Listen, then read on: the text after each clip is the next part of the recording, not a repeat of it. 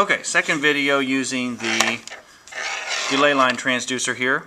Just a little guy. Tried to set up for a 1/2 inch screen using the USM 35 this time. So, first things first, got my delay line. I've already put coupling between the delay line and the transducer itself. I did that just a couple minutes ago. Same step wedge, 0.1 to 0.5 steel. And it doesn't matter the material, you just change the velocity if you're using something else. So I'm going to plug in my transducer up here. Okay, so I'm there.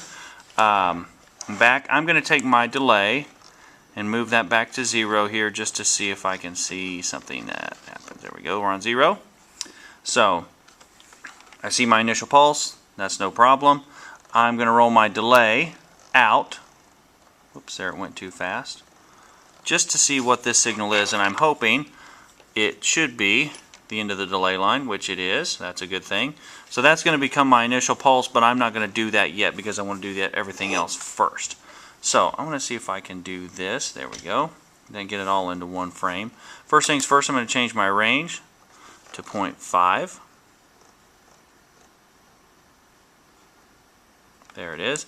Material velocity 0.23.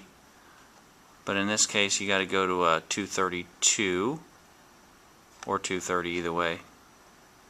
USM 35 is a little different. Display delay, probe delay. I'm personally right now I'm going to use probe delay since I'm using a delay line transducer. That helps build in where I need to be. So we'll come back to this. I'm going to go to my receiver here, 0.8 to 8. I have a 15 megahertz transducer. 2 to 20, that looks fairly clean. Full wave rectify, that's fine. So I'm going to go back to my base menu. Now I'm going to take my probe delay and push that out. Here's my signal here. Okay, I want to see. Alright, that looks good. I wiped the coupling off. So that's a pretty clean looking signal. So I'm going to push that guy over and make him my initial pulse now. So probe delay, that thing over. There we go.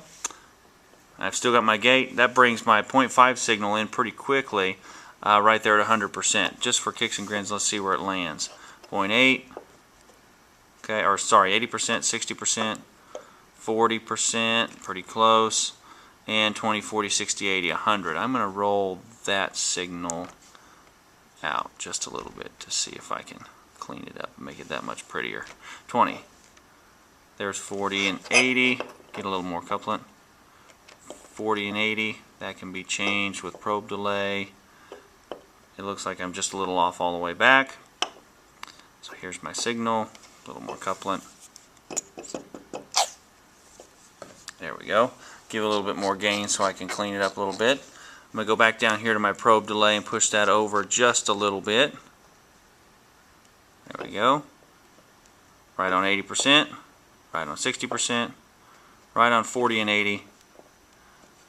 And there's my 20, 40, 60, 80. Got a little issue there. I'm going to probe delay this guy back, and then I'm going to velocity him in. So this is where you fight it for the longest time.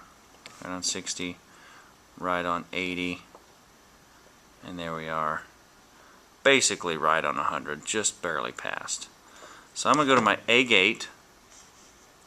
Try and push this back in so you can see as much as possible. On my 1/2 inch, I'm going to go to my A gate. Positive means signal's going to come through it and it's going to give me my reading.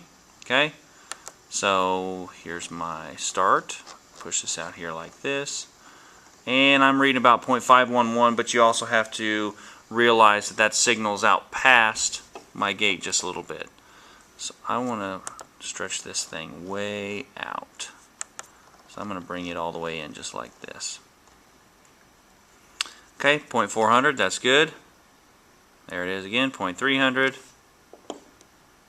0.200, and first one, that's a flank, 0.100. So I would buy that. I'm within 3 or 4 thousandths every time depending on where my signal's landing. So I would call that good, and basically 0.404, that's plenty good. I'm about 12 thousandths out there, but my signal's not as pretty. So anyway, positive gate, if I go back to my base menu, 1/2 inch range, that's steel. Doesn't matter if it was aluminum, I could just change my velocity. Display delay I don't want to use right now because I actually have a delay line built in, so that's important. Probe delay pushes that out and actually changes my signal. So if I just, for kicks and grins, looked at that, rolled this guy back to 0, right now I have not a very clean signal, but that moves everything, even my gate. So that doesn't do me any good. So you can see where things kind of get different there. So we want to push him back out to 0. It moves my gate and everything, but not my signals. And I want it to move my signals at this point. Oops. 0. And then you can see it keeps my gate right there, but moves the signals. That's telling me I got a delay line transducer on. So there it is right there. Any questions? Feel free to let me know.